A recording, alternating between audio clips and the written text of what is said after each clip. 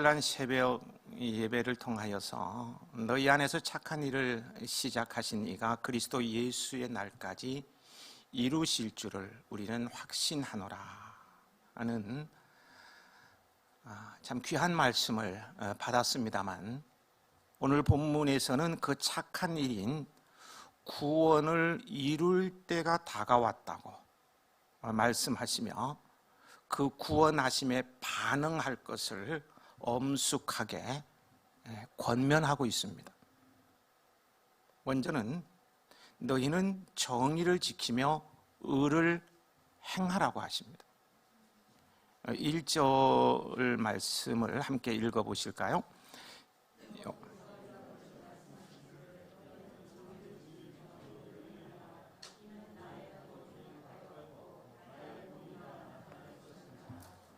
네, 여기서 말하는 정의와 의는요, 그 하나님의 말씀에 기준하여 사람으로서 지켜야 할 도리, 착한 일을 다하는 것이라고 말할 수 있겠고요. 또 다르게 말하면 예수 믿는 사람답게 살라는 것입니다. 그러면 세상 사람들도 존경하게 될 것입니다. 근데 정의를 지키고 의를 행하라는 이 말씀은 언뜻 보면은요, 정의를 지키고 의를 행하는 것이 구원의 전제 조건처럼 보여요. 하지만 이는 구원의 전제 조건으로 말씀하시는 것이 아니라 구원받은 자들이 그 구원하심에 대하여서 보여야 할 응당한 반응을 말씀하신 것입니다. 정의와 의는 구원받은 성도들이 가져야 할 합당한 삶의 원리라는 거예요. 우리는 원리에 충성해야 됩니다. 충실해야 합니다. 본문의 배경이기도 합니다만, 하나님께서 그의 백성들을 바벨론의 포로됨에서 해방시키시는 것은요, 해방 자체의 목적이 있는 것이 아니었고, 그들로 하여금 하나님의 백성으로서 합당한 삶을 살게 하기 위한 것이었어요. 또한 과거 애굽의 종로로 타던 이스라엘 자손들을 구원하신 이유도 바로 여기에 있습니다. 하나님은 애굽 사람들의 앞자리에서 고통 속에 신음하다 죽어갈 수밖에 없는 절망적인 상황 중에 처한 이스라엘 백성들, 그들의 자손들을 구원하셨습니다. 그러나 하나님은 단지 이스라엘을 압제 가운데서 구원하시고 그들을 가나안 땅에 들이셔서 육신적 평안함을 누리게 하기 위해서만 구원을 베푸신 것이 아니라는 거예요. 하나님의 궁극적인 목적은 그들로 하나님의 구원에 합당한 삶을 살도록 하기 위해서였습니다. 구원자이신 하나님의 거룩하고 의로운 성품에 부합된 하나님의 백성다운 삶을 살도록, 예수 믿는 사람다운 삶을 살도록 하기 위한 것이었다는 말씀이에요. 그래서 율법을 주시면서, 모세를 통해서 율법을 주시면서 그 율법을 행하도록 하셨던 것입니다. 이는 오늘 우리도 마찬가지입니다. 우리는 하나님께서 우리 스스로 헤어나올 수 없는 죄의 수렁에서 우리를 건져주셨음을 너무나 잘 알고 있어요. 또 그 구원이 얼마나 은혜롭고 감격적인 것인지를 알고 있습니다. 그래서 내가 구원받은 구원 간증을 하라면 눈물을 흘리면서 간증하고요, 이 하나님의 은혜는 평생 잊지 못하겠다고 말씀하시는 분들이 많아요. 사실 그렇죠. 그런데요, 거기서 머물러서는 안 됩니다. 거기서 나아가 하나님이 원하시는 뜻, 하나님의 구원에 합당한 삶을 살기 위해서 몸부림쳐야 합니다. 그 첫 번째가 정의를 지키며 의를 행하라고 하시는 것입니다. 우리는 불의한 모든 일들, 악한 모든 일들을 버리고 의의 자리로 나아가야 합니다. 그리할 때요, 우리는 우리 안에서 착한 일을 시작하신 하나님의 은혜 안에서 영광스러운 하나님의 자녀로서의 승리하는 삶, 천국 백성으로서 하나님이 주시는 놀라운 은복의 삶을 살게 되는 거예요. 구원이 이루어지는 날, 공의로 심판하실 주님 앞에 의롭다 인정함도 받게 될 것입니다. 이런 성도들이 되시길 축복합니다.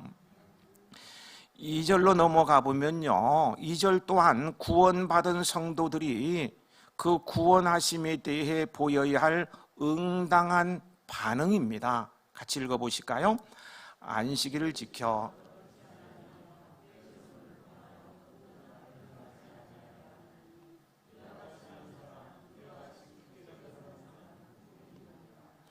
안식일을 지켜 더럽히지 아니하며 손을 금하여 모든 악을 행하지 말아야 합니다. 이는 하나님 앞에서 구원받은 성도들이 행해야 할 영적인 의무입니다. 의무 아시죠? 의무는 반드시 해야 되는 거예요. 우리가 납세의 의무, 국방의 의무를 감당하듯이 이것은 반드시 해야 된다는 거예요. 그래서 의무이다 보니까요, 사람들의 자유를 제한하는 무거운 짐을 지우는 멍에처럼 보여진다 그럴까? 느껴지기도 합니다. 그렇죠? 이 멍에처럼 느껴지기도 한다는 거예요. 하지만요, 원문을 보면은 복이 있다는 말이 문장의 맨 앞에 나옵니다. 복의 선언을 하고 나서 그 뒤에 복 받은 자가 누구인지에 대해서 말씀하고 있다는 거예요. 그래서 이 성경 번역본들 많이 있죠. 우리나라 언어로 번역된 성경들도 많이 있는데요, 그 가운데 우리말 성경이 있습니다. 우리말 성경에는 이렇게 번역되어 있습니다. 복되다. 선언부터 하고 있어요. 복되다. 이것을 행하는 사람아, 하나님의 정의를 꼭 붙들고 안식일을 지켜서 더럽히지 않고 손을 지켜서 어떤 악한 일도 행하지 않는 사람아. 이러한 문장 구조는 사람들이 하나님 앞에서 행해야 할 영적 의무는 사람들의 자유를 제한하는 무거운 짐을 지우는 것이 아니라 사람으로 하여금 진정한 행복에 이르게 하는 통로라는 사실을 강조해 주는 것입니다. 그렇습니다, 여러분. 성도의 하나님에 대한 의무는요, 속박의 멍에가 아닙니다. 그것은 복의 진정한 통로입니다. 의무를 잘 감당하면 그게 복의 통로가 돼서 복이 나에게 임한다는 거예요. 여러분, 봉사하는 것에 대해서요, 스트레스 받으면 막 때려치울까 보다 이런 말, 빈말이라도 하지 마시기 바랍니다. 감사함으로 행하십시오. 영적 의무를 감당하는 것이 속박의 멍에가 아니라는 예를 들어서 설명을 해봅니다. 이게 의무가 아니고 이게 복이고 통로라는 거에 대해서 이해가 잘 안 되실 수도 있을 것 같아서 예를 들어서 설명해 본다는 거예요. 사람들에게 있어서 멍에이면서 멍에가 아닌 것이 있어요. 분명 멍에인데 멍에는 멍에이지만 도리어 자유롭게 하고 행복을 가져주는 것이 있습니다. 뭘까요? 멍에는 멍에인데 행복을 자유롭게 해주는 것이 있다는 거예요. 하나를 예를 듭니다. 그것은 직장일 것입니다. 직장. 공감이 되시는가요? 되든 안 되든 하여튼 직장입니다. 직장은 사람들의 자유를 제한하는 곳입니다. 사람들은 직장 생활로 말미암아 많은 스트레스를 받아야 하고요, 자신의 자유와 감정을 제한해야 됩니다. 그래서 하고 싶은 말 못하고요, 엄청나게 스트레스 받아가지고 머리 다 빠지는 분도 있고요, 며칠 병원에 입원하기도 하고 막 그러잖아요. 때문에 사람들은 종종 이러한 직장에서 벗어나기를 꿈꾸기도 합니다. 또 어떤 사람은 호련히 사표를 내던지고 자유를 찾아 나서기도 합니다. 하지만 사람들은 직장을 벗어나서 얼마 지나지 않아 자신의 자유가 진정한 자유가 아니라는 것을 알게 되고요, 자신이 직장을 뛰쳐나온 것을 후회하게 됩니다. 직장은 사람의 자유를 제한하는 등 사람에게 고통을 주는 측면도 없지 않지만 그러한 고통보다는 사람들에게 더 많은 유익을 가져다 줘요. 우선 직장은 삶을 영위하는 데 필요한 물질을 제공하여 줍니다. 그래서 사람들은 직장에서 얻은 수입으로 사랑하는 가족들을 부양하고요, 자기가 원하는 다양한 일들을 하면서 행복하게 살 수 있어요. 또한 직장은 사람의 자아를 실현할 수 있는 터전이기도 합니다. 그래서 직장을 통해서 어떤 인생의 성공을 맛보기도 하잖아요. 근데 사람이 직장 생활이 고통스럽다고 해서 직장을 뛰쳐나가 보십시오. 그는 잠시 자유로울 수 있지만 이내 직장 생활로 인한 고통과는 비교할 수 없는 큰 고통, 아픔을 당해야 합니다. 그리고 자신이 직장 생활 중에 겪은 고통은 아이고 그거 아무것도 아니네, 그때는 직장 당장 때려주고 싶고 세상에 이런 고통이 다 있나 했는데 그거 아무것도 아니, 도리어 복이라는 것을 깨닫게 됩니다.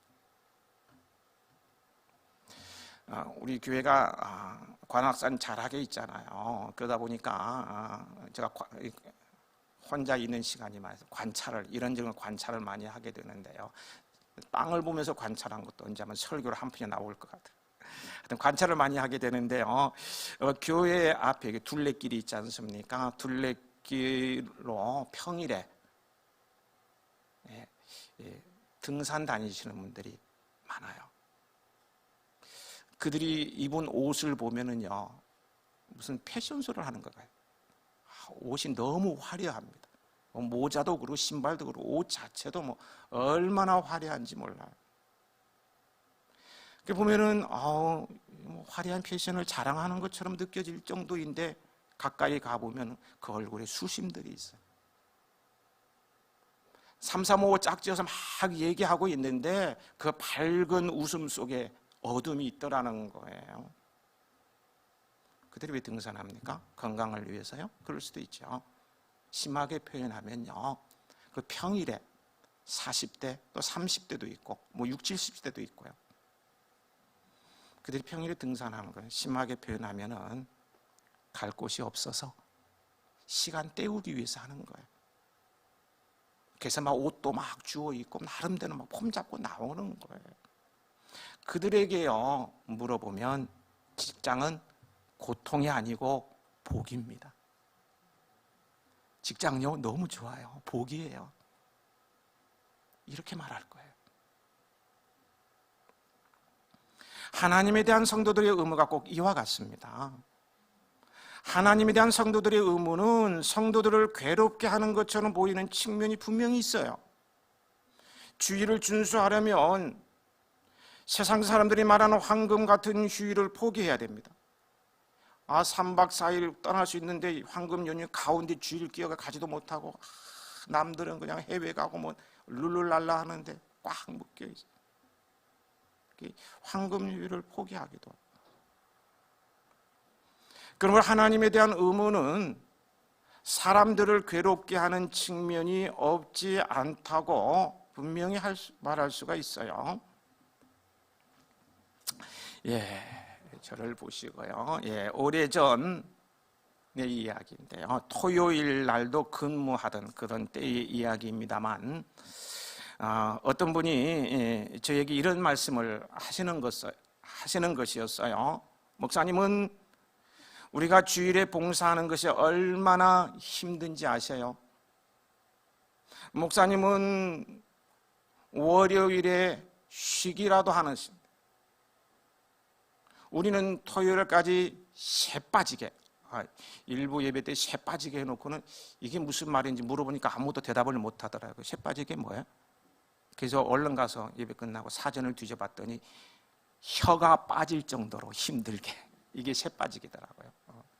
새 빠지게 일하고 토요일까지 새 빠지게 일하고 주일에는 봉사하니 쉴 날이 없어요.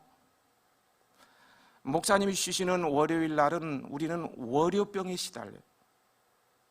그러니 일주일 내내 피곤합니다.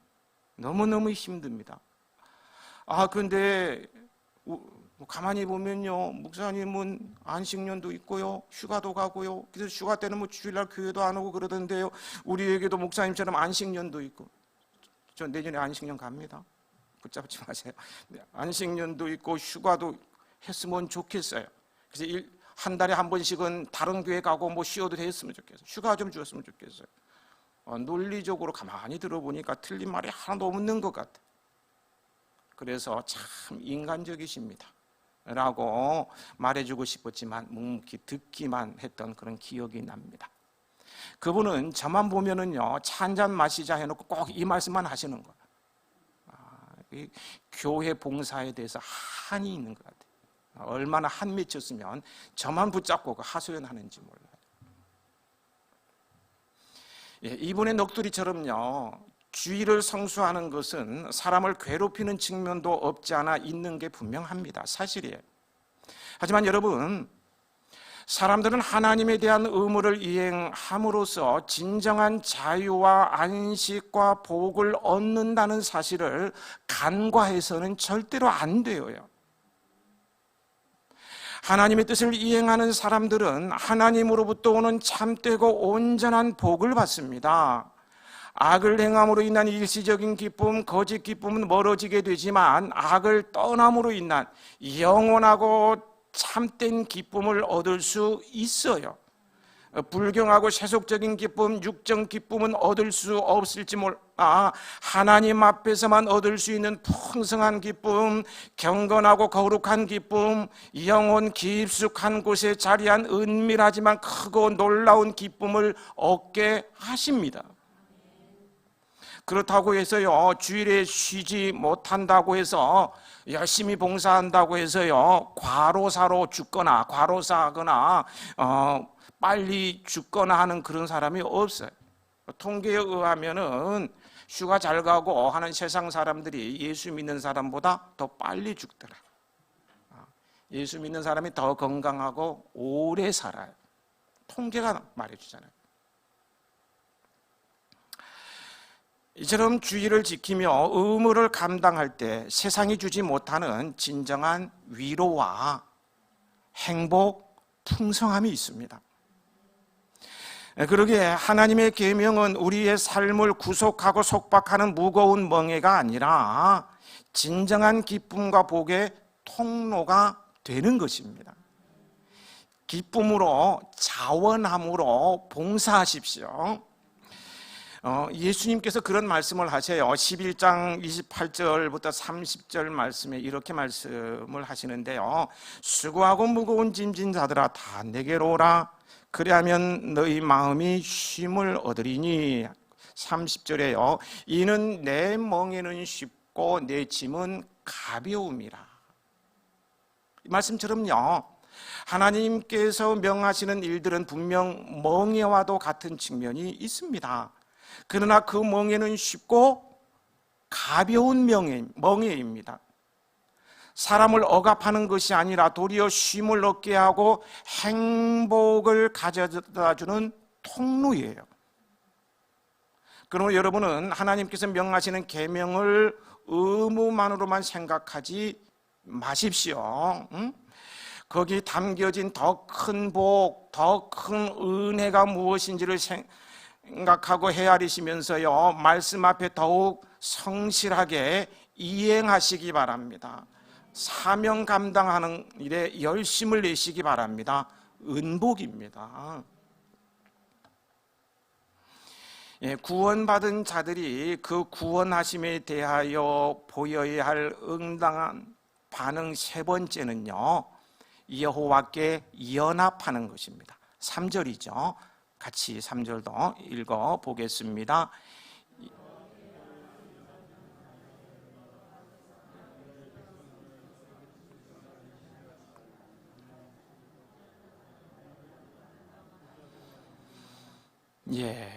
이를 한마디로 표현하면 여호와와 연합된 자라면 이방인이든 고자이든 상관없이 구원의 완전한 보장을 말합니다. 구원의 완전한 보장이에요. 다시 말해서요, 아무리 절망적이고 치명적인 결함이 있다고 해도요, 다시 재기할 수 없는 재기불능의 그런 약점, 결함이 있다고 해도 하나님께 연합할 때는 전혀 문제가 되지 않는다는 거예요. 여기서 연합이란 떼려야 뗄 수 없을 정도로 긴밀하게 결합하는 것을 나타내고요, 부부가 연합하여 한 몸을 이룰 때 사용되는 단어이기도 합니다. 그만큼 친밀한 관계를 말하는 거예요. 연합을 위한 두 가지 필요는요, 연합을 위한 두 가지 필요는 첫째, 가까이 하는 것이고 둘째, 소통입니다. 예배자로 하나님과 가까이 함이 복인 줄 믿으시기 바랍니다. 주님의 말씀을 주야로 묵상함이 소통인 줄 아시기 바랍니다.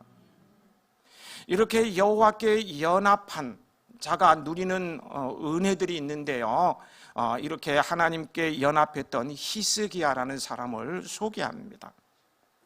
그에 대해 성경은 이렇게 말하고 있습니다. 열왕기하 18장 6절 7절에 곧 그가 여호와께 연합하여 그에게서 떠나지 아니하고 여호와께서 모세에게 명령하신 계명을 지켰더라. 여호와께서 그와 함께 하심에 그가 어디로 가든지 형통하였더라. 히스기야 아시죠? 다윗 다음으로 하나님께 사랑을 받은 왕이다 라고 말할 정도로요, 참 정직하고 하나님이 인정하는 그런 왕이었습니다. 그는 하나님께 연합된 삶을 살았기 때문에 형통한 은혜를 누리는데요, 우리가 36장 37장 말씀을 강의할 때 이사야서 말씀드리기도 했습니다만요, 거기에 보면은 그 아수르 왕 산헤립이 유다를 침략하여서 모든 영토를 점령하는 바람에, 한순간에 점령하는 바람에 이스라엘은 풍전등화 같은 위기에 처하게 됩니다. 마지막 남은 예루살렘으로 산헤립은요, 그 랍사게를 파견하여서 히스기야를 아주 모욕적으로 질책하면서 예루살렘 주민들 앞에서 투항을 강요하고 여호와를 모독하는 등 아주 선동적인 말을 합니다. 그 내용을 보면은요, 읽어보세요. 정말 모욕적입니다. 자존심을 완전히 짓밟는 말입니다. 그렇게 하면서 히스기야를 괴롭히는 것을 보게 되는데요, 이 상황에서요, 하나님께 연합한 자는 어떠냐? 바로 성전을 향해서 나아가게 되는데요, 이 상황에서 여호와 하나님께서는요, 성전에 나아가 기도하는 히스기야의 기도에 응답하셔서요, 아수르 대군 몇 명? 18만 5천 명.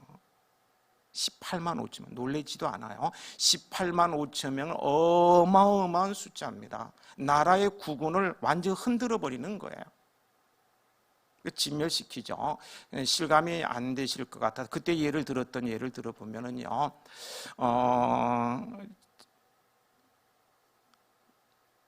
원자 폭탄. 네. 지금 이북에서는 그거 하나 소유해서 큰 소리 치려고 막 하고 있죠. 그 파괴력은 대단하죠. 핵.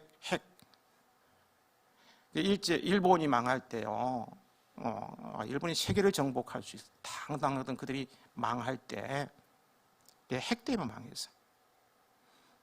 핵이 떨어졌을 때요, 그 가공할 무기를 가지고 일본인 몇 명 죽은지 아세요? 14만이 죽었습니다. 14만 명. 엄청나죠. 이 핵은 뭐 나를 뒤집는 거니까. 당시 세계를 지배할 것이라고 호령하던 그들이 14만이 죽어나가니까 만세를 불러버렸잖아요. 항복할 수밖에 없어요. 근데 지금 아수르 침략군 몇 명? 18만 5천 명을 하나님께서 밤사이에 하나님께 연합한 히스기야를 위해서 밤사이에 진멸시켜버리는 거예요. 통쾌한 반전 드라마로 구원을 이루십니다. 뿐만 아니라 38장에는요, 죽을 병에 걸렸던 히스기야가 하나님을 전적으로 의뢰하는 믿음과 기도로 치유함을 받고 그의 생명을 몇 년간? 15년간 연장을 받습니다. 여호와께 연합한 자를 형통케 하시는 하나님의 돌보심의 은혜가 이런 거예요. 하나님이 돌보신다는 거예요. 이런 형통의 은혜가 여러분에게도 있기를 축복합니다. 하나님께 연합하십시오. 구원받은 성도들이 그 구원에 대하여 보여야 할 응당한 반응 세 가지를 말씀을 드렸습니다. 정의와 의를 행하고 안식일 준수 등 영적 의무를 감당하고 하나님께 연합하는 것입니다. 이렇게 반응하는 것이 얼마나 큰 복인지를 또 한 말씀을 함께 나누었어요. 그렇다면 여러분은 반응하는 신앙인이 되시기 바랍니다. 날마다 반응하며 사시기 바랍니다. 그래야 착한 일을 시작하신 하나님께서 그 착한 일을 온전히 이루어 주십니다. 그 착한 일에는 궁극적인 구원도 있지만 우리를 통해서 이루기를 원하는 여러 가지 일들이 포함된다고 했어요. 하나님이 온전히 이루어 주십니다. 그래서 완전한 기쁨을 누리게 될 것입니다. 여기까지가 유별난 새벽 예배를 마무리하면서요 드리고 싶었던 결론적인 말씀이었는데, 새벽 예배는 시간이 짧으니까 제가 말씀을 드리지 못했었는데요, 이렇게 또 묵상하니까 이사야 말씀과 연결이 되어져서 이렇게 정리해서 말씀을 드렸습니다. 이어지는요 5절부터 7절은요 구원받은 성도로서 그 구원하심에 응답한 반응을 보이는, 구원하심에 날마다 응답하 반응하는 보이는 자에게 주시는 약속이라고 할 수 있습니다. 5절을 함께 읽어보실까요? 내가 내 집에서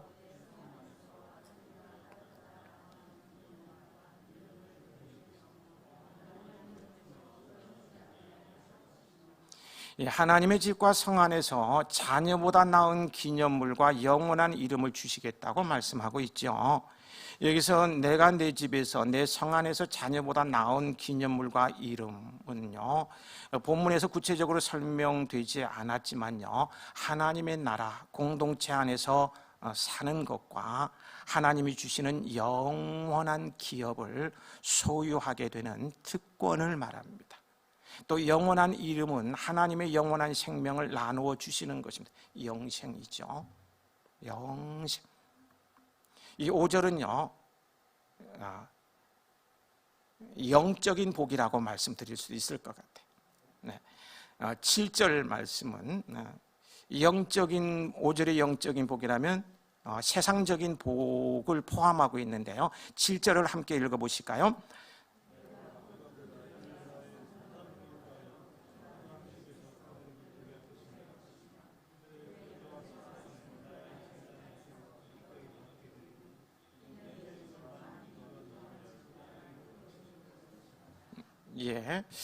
구약 이스라엘 백성들에게 주셨던 것과 같은 똑같은 하나님의 성전에서 제사, 곧 예배의 특권을 주실 것을 말씀한 것입니다.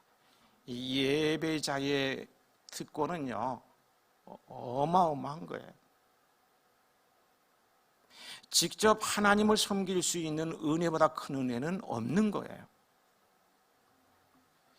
그들이 드리는 영과 진리의 예배를, 그러니까 구원받은 성도들이 반응하면서 이제 드리는 예배, 특권을 활용해서 예배를 드리는, 영과 진리로 드리는 예배를 하나님께서는 기꺼이 받아주시겠다, 뭐 그런 말씀입니다. 영과 진리로 예배한다는 것은 지난 시간에 말씀을 드렸죠. 간단하게 말씀을 드렸는데요. 반복을 해보면은요, 영과 진리로 예배하는 것은 영이신 하나님께 진리의 영이신 성령의 인도함을 따라 드리는 예배를 말합니다. 거기에는 예수를 그리스도로 인정하는 신앙 고백과 회개와 감사와 찬양과 순종이 따릅니다. 이런 예배는요 하나님과 가까이 하는 시간으로 마음의 소원도 함께 연락하여 주십니다. 성전을 기도하는 집이라고 표현하시며 기도하는 내 집에서 그들을 기쁘게 할 것이라고 하셨습니다. 여호와의 집에서 예배하는 것이 영적 기쁨을 충만하게 하는 일임과 아울러 그들의 기도에 응답하심으로 그들을 더욱 기쁘시게 할 것이라는 사실을 말해주고 있는 거예요. 영적인 기쁨도 있지만은 육적인 기쁨, 세상을 살아가는 데 필요한 것들을 채워주심으로 거기서 얻은 그런 기쁨도 함께 주시겠다는 거예요. 또 7절 말미에요, 하나님은 기도하는 내 집을 만민이 기도하는 집으로 다르게 표현하십니다. 예수님께서도 성전을 유대인만이 독점적으로 차지해야 할 집이 아닌 만민이 기도하는 집이라고 공간복음서를 읽어보면 말씀하시는 것을 보게 되는데요, 그들을 기쁘게 할 것이란 예배하며 기도하는 그들로 하여금 반드시 큰 기쁨을 누리게 하실 것을 강조하고 있는 말씀입니다. 예배자의 복입니다. 여러분, 교회는 구원받은 모든 사람들이 차별 없이 모여 하나님께 예배하는 곳입니다. 교회 안에 신분을 따지고 그러면 그건 교회가 아니에요. 사교 집단이에요. 여기는 남녀 빈부 이런 거 하나도 없어요. 차별 없이 모여서 하나님께 예배하는 곳입니다. 또한 교회는 모든 사람들이 자신들의 문제와 어려움을 하나님께 아뢰고 응답받는 기쁨의 장소입니다. 그러니 구원받은 사람들이 하나님의 집에서 기쁨을 얻을 수 있게 되는 거예요. 그리고 이 기쁨은요, 종말의 모든 민족과 백성들이 한자리에 모여서 하나님을 찬양하게 된다고 요한계시록에 말씀하고 있습니다. 영광이죠. 그러므로 구원받은 우리는 천국 백성으로 살아가고 있는 만큼 내 자신의 일상이 예배가 되기를 결단하고 날마다 예배자로 살아야 합니다. 말씀에 순종하는 삶, 찬양하는 삶이 예배라면요, 가정에서도 길거리에서도 예배자의 삶을 살아가야 하고요, 주의 전에 안식일을 지키라고 했으니까 주의 전에서 드리는 예배는 더욱 소중히 여기고 예배의 자리에 나와서 예배해야 한다는 거예요. 여러분, 우리 교회를요, 우리 해야교회 참 좋죠. 저는 그냥 이 안에 들어오면 너무너무 포근해요. 이름을 너무 잘 지은 것 같아요. 주 계시네. 들어오면 주님께서 꼭 안아주시는 거예요. 너무 좋은데요. 여러분, 우리 교회를 하나님께서 예배와 기도를 받으시는 거룩한 그런 성전으로 세워 나가십시다. 그래서 예배자의 복과 기도 응답의 풍성함을 누리는 성도 여러분들이 되시길 축복합니다. 네. 솔로몬 아시죠? 그렇게 지혜롭고 부귀 영화까지 누리는 솔로몬이 될 수 있었던 것, 물론 그의 인생의 후반기는 참 비참하게 하나님께 버림을 받았다고 할 수가 있는데요, 그가 하나님께 지혜도 없고 명성도 없고 뭐 이렇게 할 수 있었던 것은요, 성경을 읽어보면 알 수 있죠. 일천번제를 드리며 예배하고요, 또 성전을 짓고 난 다음에 제일 먼저 한 것도 예배예요. 그래서 하나님이 신이 임재하시는 모습도 보이잖아요. 그가 그렇게 지혜롭고 부귀 영화를 누리는 솔로몬이 될 수 있었던 것은 예배에서 찾아볼 수 있다는 거예요. 그가 하나님께 예배하지 아니하고 이방신을 섬기면서부터는 하나님께 버림을 받았습니다. 그래서 비극적인 왕이 되고 말죠. 유별난 새벽 예배를 통해서 참된 예배자로 세워지기를 소망하면서 몸부림치셨던 여러분은요, 이제 생활 속에 완전한 예배자로 하나님 앞에 서십시오. 서십시오. 예배의 기쁨과 기도 응답의 복을 받는 예배자의 영광을 누리게 될 것입니다. 8절은요, 구원받은 성도들에게 주어진 사명으로 저는 이해를 했습니다. 의무이기보다는 구원받은 성도들에게 장차 상급받을 기회까지도 주시는 것으로 이 말씀을 해석할 수 있었다는 거예요. 8절 말씀 함께 읽으시겠습니다.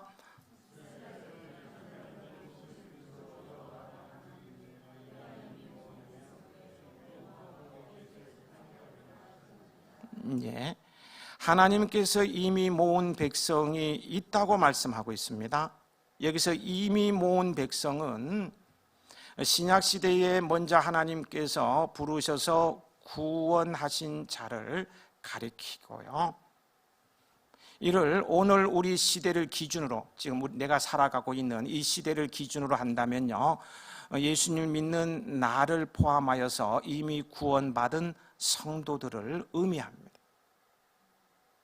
하나님께서 우리를 불러 모아 하나님의 집에 속하게 하기 위하여서 하신 일이 뭡니까? 그분의 아들 독생자신 그리스도를 보내시고요, 또 사도들과 그리고 많은 신앙의 선진들을 세우셨습니다. 우리는 그리스도를 비롯한 많은 신앙의 선진들의 수고와 희생 속에 하나님의 집에 속하여서 그 이름이 영원히 끊어지지 않을 수 있게 되었어요. 그런데요, 하나님은 이렇게 우리를 불러 모으신 것만으로 만족하지 않으셨습니다. 만족하실 수가 없어요. 하나님은 이미 모은 백성 외에 또 모아서 하나님께 속하게 해야 할 무리들이 있기 때문입니다. 하나님께서 아직 불러 모으실 자들이 남아 있다는 거예요. 하나님께서 구원할 백성들이 이 땅에는 엄청나게 많이 있다는 거예요. 그리고요, 지금 오늘 이 순간 지금은 하나님께서 자신의 택한 백성들을 불러 모으시는 때입니다. 구원받을 때 기간이라는 거예요. 이 세상에 죄악이 관영함에도 불구하고 하나님께서 세상을 심판하지 않으시는 이유가 여기에 있지 않을까요? 소돔과 고모라 성과 뭐 비슷해요. 지금 세상 돌아가는 게 보면은 우리나라만 해도 뭐 타락할 대로 타락했어요. 그래도 하나님께서 지금 심판 안 하시는 이유가 하나님께서 불러 모아야 할 하나님의 자녀들이 있기 때문에 그런 거 아니냐는 거예요. 그래서 심판을 미루고 계시다는 거예요. 그렇다면요, 하나님은 이처럼 아직 남은 자들을 불러 모으기 위해서 여러분 누구를 세우실까요? 누구를 세웠습니까? 예, 바로 먼저 불러 모음을 입은 우리 성도들입니다. 저와 여러분이에요. 하나님은 택한 자들을 불러 모으기 위해 그리스도를 세상에 보내셨고, 그리스도는 그 사명을 또한 그의 사도들에게 위임하셨습니다. 마태복음 28장 19절 20절이죠. 그리고 그러한 사도들의 사명은요, 시대와 장소를 불문하고 성도로 부름받은 우리들에게 동일하게 위임된 사명입니다. 그렇습니다. 먼저 부름을 받고 교회 안에 모이게 된 우리는 또한 아직 남은 하나님의 택한 백성들을 불러 모으기 위해 하나님께서 세우신 사자들입니다. 하나님께서 세운 사자예요, 우리는. 그럼 우리는 이 사명의 이행에 있어서요, 이 사명을 준행함에 있어서요, 이 사명을 감당함에 있어서 태만해져서는 절대로 안 됩니다. 게으름을 피워서는 안 돼요. 시급을 다투는 그런 심정으로 이 사명을 감당해야 합니다. 코로나19가 끝나면 그때 가서 해야지, 지금은 눈치도 보이고, 이런 생각이나 마른 휴지통에 집어 던져버려야 합니다. 코로나19보다 더 큰 전염병과 환란이 불어닥쳐도 이 사명을 위해서 우리는 나서야 합니다. 우리는 하나님의 사자, 하나님의 사자로서 하나님의 초청을 모든 사람들에게 전하여서 그들 중 하나님의 택함 받은 자들로 하나님께 나아와 하나님의 집에 속하게 해야 합니다. 보세요. 우리의 믿음의 표대이신, 나의 믿음의 표대이신, 누구세요? 예, 너무 쉬운 말이에요. 예, 우리 믿음의 표대, 믿음의 삶의 표대이신 예수 그리스도께서 그 길을 걸으셨고요. 그분이 세우신 사도들, 그리고 수많은 신앙의 선진들이 이 사명을 위해서 어떻게 했느냐? 이 사명을 위해서 주님부터 시작했어요. 이 사명을 위해서 어떻게 했느냐? 육신의 생명을 초계와 같이 버렸습니다. 생명이 두 개 있는 것도 아닌데요, 초계와 같이 버렸어요. 하나님께서 불러 모아서 하나님께 속하게 할 그 무리들을 찾아 나서는 데 있어서 생명을 버렸다는 거예요. 우리 또한 하나님의 사자들로서 생명을 바칠 각오로 하나님의 남은 자들을 부르는 일에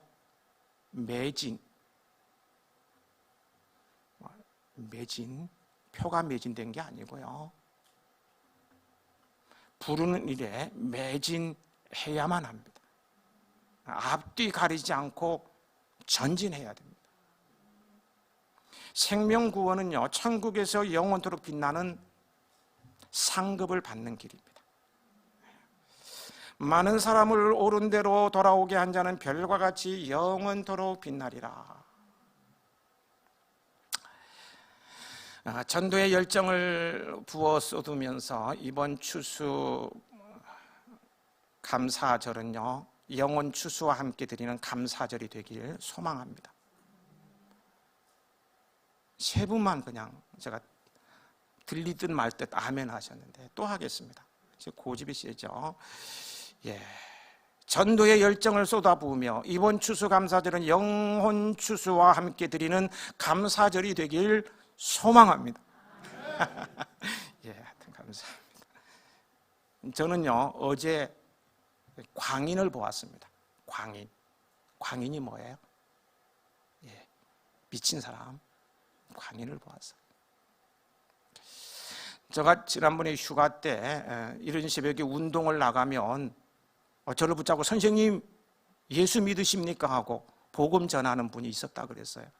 나는 어느 교회 다니는 집사인데 정장을 딱 하고 와서 나갈 때마다 나를 붙잡고, 내가 예수 안 믿는 사람은 보였나 봐요. 붙잡고 얘기하는 거 굉장히 도전을 받았는데요, 어제 굉장히 추운 날 밤에 교회 앞에서 광인이 되어서 전도지에 사탕 2개 놓고 해서 전도하는 우리 교인을 봤다는 거예요. 미친 사람을 봤어요. 좀 맛이 이상하다. 광인을 봤어요.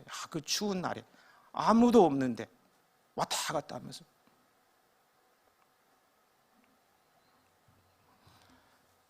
우리에게 소망이 있다, 이런 생각을 갖게 되었습니다. 생명구원의 광인이 되십시다. 천국에서 영원토록 빛나게 될 것입니다. 말씀을 마무리 짓습니다. 하나님께서 착한 일을 이루실 그리스도 예수의 날이 이를 때까지 하나님이 기뻐하시는 정의와 의를 실천하고 참된 예배자로 주의를 성수하며 하나님께 연합된 삶을 삶으로 구원의 기쁨과 감격이 있는 예배자의 영광을 누리며 이 세상에서도 살아갈 뿐만 아니라 영혼 구원을 향한 뜨거운 열정과 하늘의 상급을 바라보며 살아가는 우리 해아인들이 되시길 주님의 이름으로 축복합니다.